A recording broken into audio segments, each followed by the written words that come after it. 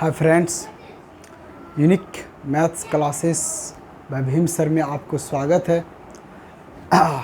आज दोस्त हम क्लास 12th का चैप्टर में चैप्टर डिटर्मिनांट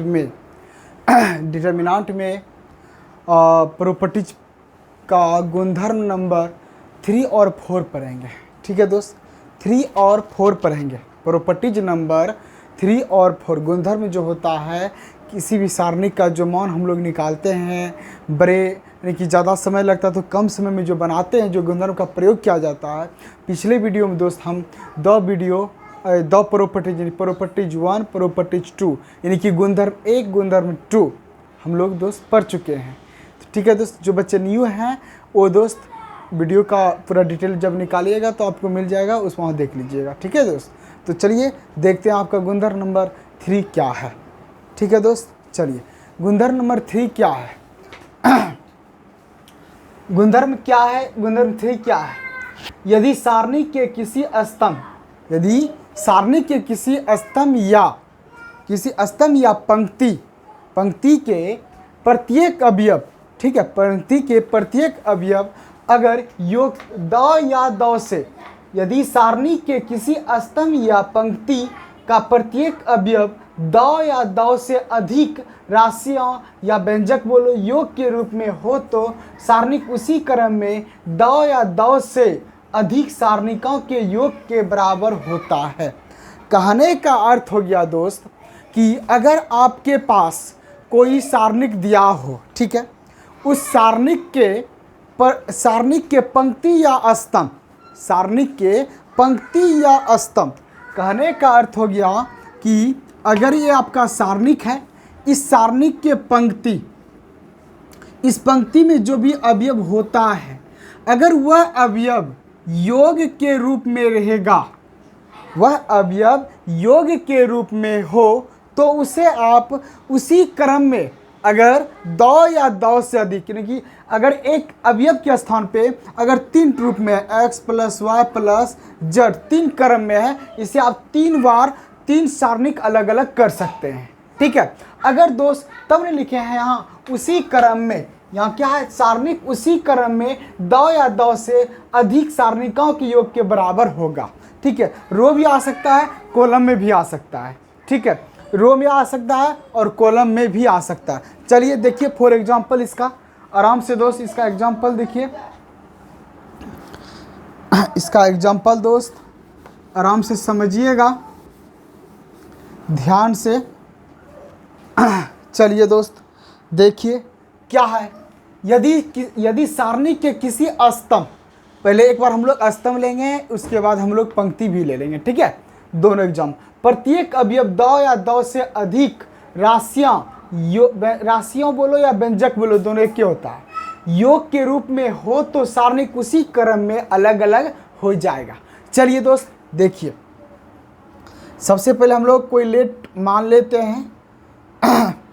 डेल मान लीजिए, आपके पास अगर दिया रहेगा x plus 2a y plus 3b z plus 4c, ठीक है, यहाँ लिखा रहे आपके पास मान लिया 3 2 4 7 z 2, कुछ भी लिखा रहे, उससे आपको मतलब नहीं लेना है। आपको सिर्फ ये देखना है कि स्तंभ या पंक्ति में जो अवयव रहेगा वो सभी अवयव योग के रूप में होना चाहिए, योग के रूप में होना चाहिए, दो या दो से अधिक, उससे कोई दिक्कत नहीं। यहाँ देखिए दो टर्म योग के रूप में है, ठीक है, x plus 2a y plus 3 z plus c, ये जो है अगर दो योग के रूप में, दो अवयव अगर योग के रूप में है तो इसका सारणिक भी दो गो अलग अलग निकलेगा। अगर 3 रहता तो 3 वो होता अलग अलग, 4 रहता 4, वही लिखे हैं, उसी क्रम में अलग अलग लिखना है आपको। तो दोस्त इसको आप किस तरह सजा सकते हैं, इसे आप लिख सकते हैं इस प्रकार, x, एकदम देखिए फर्स्ट वाले को पहले लिखना है, x 3 2, फिर लिखना आपको y 4 7 z 2, ये 2 नहीं है z है, ये 2 है, ठीक है, यहाँ आपको 2 लिखना है, z लिखना है, 2 लिखना है।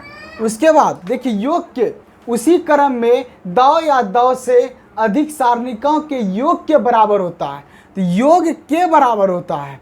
तो दोस्त योग प्लस, यहाँ प्लस दे दिए। जब आप फर्स्ट अवयव में, फर्स्ट सारणिक में जब आप फर्स्ट वाले को लिख लिए, अब बचा जो उसे आप लिख दीजिए। क्या बचा? 2, नीचे वाला वही रहेगा, दोनों रो का जो भी अवयव रहेगा वही रहेगा हर हमेशा। 3, 2 एकदम देखिए आराम से। पहले हम लोग x लिखे हैं तो बचा 2a, फिर y लिखे तो क्या बचा 3b, फिर दोस्त z लिख दिए हैं तो क्या बचा 4c बचा। फिर दोस्त नीचे देखिए क्या है, 3 है, 4 है, 2 है, फिर दोस्त आपके पास क्या है 2 है, 7 है, 2 है। आप इसे इस तरह लिख सकते हैं। बाकी ये आंसर थोड़ा हुआ, इसको आप मान निकालिएगा। जैसे x पकड़िए ये खत्म होगा, y पकड़िए ये खत्म।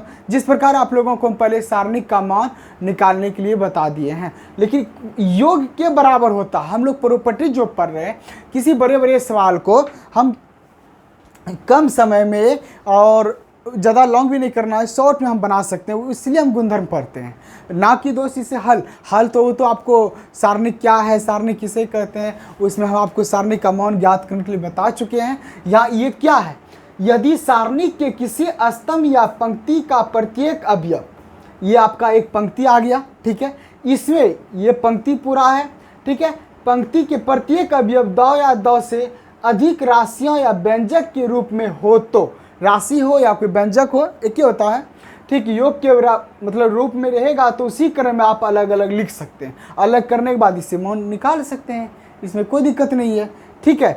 अब देखिए हम लोग प्रॉपर्टीज नंबर 4 क्या है। प्रॉपर्टीज नंबर 4 क्या है, किसी सारणिक का मान शून्य होगा तभी, किसी सारणिक का मान शून्य होगा तभी जब उनके पंक्ति या स्तंभ के प्रत्येक अवयव शून्य हो, तो सारणिक का मान भी क्या होता है, शून्य होता है।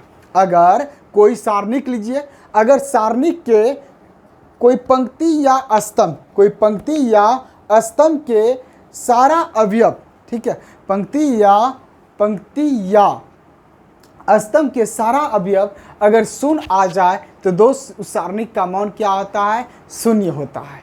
चलिए देखते हैं कैसे, आराम से दोस्त एक प्रूफ्ड के साथ आपको हम बताएंगे दोस्त।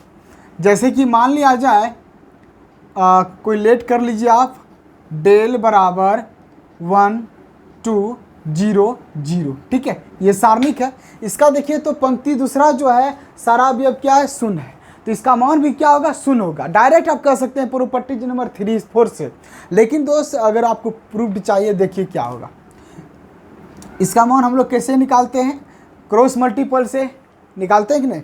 1 गुना 0 0 होता है, माइनस 2 गुना 0 0 होता है, क्या हो जाएगा, 0 हो गया, आया आंसर 0। उसी प्रकार अगर कोई कॉलम में आ जाए, ठीक है, ये पहला एग्जांपल। अगर ये दूसरा एग्जांपल में आपको हम दे देंगे 1 3 0 4, 4 नहीं, क्या बोला है, किसी पंक्ति का मान, किसी सारणिक का मान शून्य होता है यदि इसके पंक्ति या स्तंभ के सभी अवयव, तो इसलिए दोस्त 0 होना चाहिए। चलिए इसका मान निकले, 1 गुना 0 0 होगा, घटा फिर 0 गुना 3 0 होगा, 0 में 0 हो गया 0। बताइए सीखे कि नहीं सीखे मेरे दोस्त। यहाँ था सभी पंक्तियों का अवयव शून्य, तो शून्य आया। क्या पंक्ति या स्तंभ, यहाँ देखिए स्तंभ में था, सुनिए ये था 2 क्रॉस 2 का, ये क्या था 2 क्रॉस 2 का। आप किसी भी सारणिक का मान बता सकते हैं, या 3 क्रॉस 3 भी बता सकते हैं अभी तुरंत जस्ट। तो दोस्त उनका देखना, पंक्ति में अगर सभी अवयव शून्य है तो आप डायरेक्ट उसका आंसर लिख सकते हैं 0, ठीक है दोस्त। तो इनका आप लोग, ठीक है, स्क्रीनशॉट भी ले सकते हैं, ठीक है। अब हम लोग 3 क्रॉस 3 देखते हैं, ठीक है, अब हम लोग 3 क्रॉस 3 देखते हैं आराम से दोस्त। हर हमेशा याद रखिएगा, किसी सारणिक का मान, ठीक है, किसी सारणिक का मान शून्य होगा जब उनके पंक्तियों की संख्या, उनके पंक्ति या स्तंभ के सभी अवयव, उनके पंक्ति या स्तंभ के सभी अवयव शून्य हो, तो उसे हम कह सकते हैं कि सारणिक का मान 0 होगा। और एक प्रॉपर्टीज नंबर हम पीछे पढ़े थे, एक और गुणधर्म होता है, यदि किसी सारणिक के दो पंक्ति या दो स्तंभ के सभी अवयव समान हो तो उनका भी मान क्या होता है, 0 होता है। ठीक है दोस्त, चलिए देखते हैं 3x3 क्या है। अब देखिए 3x3 में हर हमेशा दोस्त आप लोग रेगुलर रहिएगा और बहुत बेस्ट रहेगा, बहुत अच्छा से आसान भाषा में आप लोग समझ सकते हैं। यूनिक मैथ्स क्लासेस में आप गणित एकदम आराम से समझ सकते हैं, या कोई आपको कहीं कोई टेंशन नहीं होगा। देखिएगा 3x3 में, देखिए 3x3 में चलिए लेट डेल करते हैं, इसको लेट मान लेते हैं। कोई आप आखिर कोई सारणिक हम लोग क्या कर रहे हैं दोस्तों, उसे मानवें करते हैं। लेट डेल बराबर 3x3 लेते हैं, 1 2 3 4 5 3 0 0 0। ठीक है, इसका जब मान निकालिएगा आप लोग, इसका भी 0 ही होगा, क्योंकि इसका पूरा पंक्ति का अवयव जो है 0 है, इसलिए तो इसका मान भी निकालते हैं। कैसे हम लोग निकालते हैं मान, आपको पढ़ा दिया गया है, और अभी भी जो लड़का नहीं हो वो भी अभी भी सीख सकते हैं तुरंत। तो क्या 1 पकड़िएगा दोस्त, तो इसका रिलेशन देखिए क्या है। इसका रिलेशन कौन कौन है दोस्त, ये खत्म और ये खत्म, इसको पकड़िएगा, ये खत्म ये खत्म, इसका रिलेशन देखना है, संबंध जिसे हम कहते हैं। तो ये का संबंध क्या है, एक रो से है एक कॉलम से है, तो पूरा कैंसिल हो जाएगा। ठीक है, तो आपके पास क्या बचा, 2 3 2 बचा, नहीं 2 3 कैसे बचेगा, जब इसका रिलेशन ये खत्म हो गया तो क्या 5 3 बचेगा। ठीक है दोस्त, चलिए लिखिए 5 3, उसके बाद क्या बचा, 0 0 बचा। देख सकते हैं मेरे भाई, 1 का रिलेशन ये खत्म, तो 5 3 0 0 लिख दिए ना। अब फिर देखिए इसका सिंबल तो आप लोगों को पता है, प्लस माइनस प्लस। तो दोस्त फर्स्ट रो का सिंबल, सेकेंड का माइनस प्लस माइनस होता है, प्लस माइनस प्लस होता है। ठीक है, चलिए दोस्त देखिए अब हम 2 पकड़ते हैं, तो -2 पकड़िएगा, -2 ये खत्म ये खत्म हो जाएगा, ये खत्म। तो देखिए इसका रिलेशन देखिए क्या होता है, ये खत्म हो गया और ये खत्म हो गया। ठीक है, अब क्या बचा, 4 0, उसके बाद 3 0। देख सकते हैं दोस्त इसका रिलेशन ये खत्म हो गया, ये खत्म हो गया, तो यही बचा 4 0 3 0। अब क्या, +3 को लीजिए आराम से, इसको लीजिए, ये खत्म, इसका रिलेशन 3 को लिए है।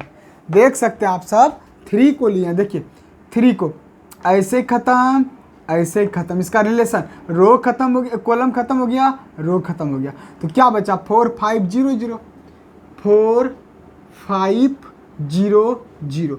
अब मेरे दोस्त इसका मान निकालने के लिए आप सीख चुके हैं कैसे निकालते हैं, क्रॉस मल्टीपल से अभी जस्ट बताए थे, अभी तुरंत अभी 2x2 के। चलिए 1 लेते हैं दोस्त, अब 5 गुना 0 0, 3 गुना 0 0, फिर -2, 4 गुना 0 0, 3 गुना 0 0, +3, उसके बाद 4 गुना 0 0, -5 गुना 0 0। अब देखिए 0 में 0 घटा, 0 गुना कीजिएगा भी, 0 घटा 0 गुना 2 तो 0, प्लस 0 घटा 0 गुना 3 तो 0। क्या आया 0 मान, क्या इतना करना था, नहीं दोस्त। अगर आप प्रॉपर्टीज सभी जब अगर पढ़ लीजिएगा तो दोस्त किसी भी सारणिक का मान आप क्षण में बना सकते हैं, एकदम घंटों में नहीं, मिनटों में नहीं, सेकंडों में बना सकते हैं आप लोग। और उनको देखिए, गुणधर्म को याद रखिए, क्या याद कुछ है, किसी सारणिक के पंक्ति या स्तंभ के सभी अवयव अगर शून्य हो तो सारणिक का मान भी शून्य होता है। तो दोस्त देख सकते हैं आप, किसी सारणिक का मान शून्य होता है यदि पंक्ति या स्तंभ के अवयव शून्य हो। ठीक है, मतलब अवयव शून्य हो तो कि सभी अवयव, देखिए इसका पंक्ति तीसरा पंक्ति में सब शून्य था, अयन शून्यमान। इसी प्रकार आप लोग आपको स्तंभ का भी बना सकते हैं, स्तंभ हो या पंक्ति हो, अगर सभी अवयव शून्य है तो दोस्त आप कह सकते हैं कि ये सारणिक का मान शून्य होता है। गुणधर्म नंबर 3 क्या पर है दोस्त, आप लोग यहाँ पर है, किसी सारणिक के पंक्ति या स्तंभ या पंक्ति बोलो, प्रत्येक अवयव प्रत्येक अवयव योग के रूप में हो, योग के रूप में हो तो उसे आप उसी क्रम में अलग अलग कर सकते हैं, ना कि दोस्त अगर रो फर्स्ट है तो बीच में भी आ सकता है। जैसे इसको आप सेकेंड में भी लिख सकते हैं, बीच में अगर रहे तो उसी प्रकार लिखिएगा। जैसे मान लिया जब बीच में आ जाएगा तो सेम वही एक्स प्लस सेम इसी प्रकार लिखिएगा, ठीक है। नहीं तो देख लीजिए 1 मिनट, ठीक है। इसका एक और एग्जाम्पल भी देख लीजिए दोस्त, कोई दिक्कत नहीं, ठीक है, आराम से दोस्त। जैसे कि 7 9 8 a प्लस 2a 2a नहीं होगा 2b होगा, और b प्लस 2c और c प्लस 2d, ठीक है। यहाँ मान लिया जाए कुछ भी हो 1 माइनस 1 7, इसे आप कैसे लिख सकते हैं अलग अलग। देखिए एक पंक्ति में पूरा योग के रूप में है ना, इसे आप अलग अलग कर सकते हैं। 7 a1 एकदम ये वाला फर्स्ट वाला भाग लेना, सबका फर्स्ट प्रथम सारणिक में सबका फर्स्ट लेना है, ठीक है। 7 a1 फिर क्या बचा 9, ये 9 है आपका 9, उसके बाद b, उसके बाद माइनस 1, उसके बाद क्या बचा 8 c 7, और बीच में क्या होगा प्लस होगा। अब दूसरा के लिए क्या होगा, ऊपर वाला वही रहेगा, आराम से ऊंचा नहीं होता है दोस्त। 7 9, उसके बाद 9 हो गया, 8 हो गया, फिर जब ए ले लिए तो क्या बचा है 2b, उसके बाद 2c 2d, उसके बाद 1 माइनस 1 7। तो मेरे भाई आप समझ सकते हैं इस रूप में लिख के उसके बाद इसका मान कैसे निकालिएगा, अभी तुरंत देख लीजिए। 1 पकड़े हैं, ये खत्म वो खत्म, सेम उसी नियम से इसका भी मान आप लोग निकाल सकते हैं, सेम इसी तरह। ए 7 पकड़िएगा, ये खत्म 9 पकड़िए, ये खत्म, फिर इसको भी निकाल सकते हैं, लेकिन आपको ज़्यादा समय लेगा, इसलिए अलग अलग करके मान निकाल सकते हैं दोस्त, ठीक है। इसलिए दोस्त आज हम लोग प्रॉपर्टीज नंबर 3 और 4 ख़त्म कर दिए, और आपको जहाँ भी दिक्कत होगा दोस्त हमारे कमेंट बॉक्स में अवश्य दोस्त आप लोग बोलिए सर यहाँ दिक्कत है, तो आपको फिर से पढ़ाया जाएगा दोस्त, ठीक है दोस्त। आपका जो भी डिटर्मिनेंट का चैप्टर चल रहा है इसे आप आराम से हमारे यूनिक मैथ्स क्लासेस में, जैसे आप ये सर्च कीजिए यूट्यूब पे आया, उसका पूरा डिटेल वीडियो देखिए, और सारा मैट्रिक्स भी पहले पर आ चुके हैं, और डिटर्मिनेंट का अभी हम लोग प्रॉपर्टी चल रहा है। बस कुछ दिन के अंदर दोस्त आप लोगों का एक्सरसाइज भी बताएंगे, और लेकिन अपने हिसाब से एक एक सभी को समझिए, कहीं भी दिक्कत हो तो बोलिए दोस्त, ठीक है दोस्त। आराम से दोस्त रेगुलर रहिएगा हमारे यूट्यूब चैनल पे, आपको आसान तरीक़ा से मैथ पढ़ाया जाएगा दोस्त, ठीक है दोस्त। ओके दोस्त।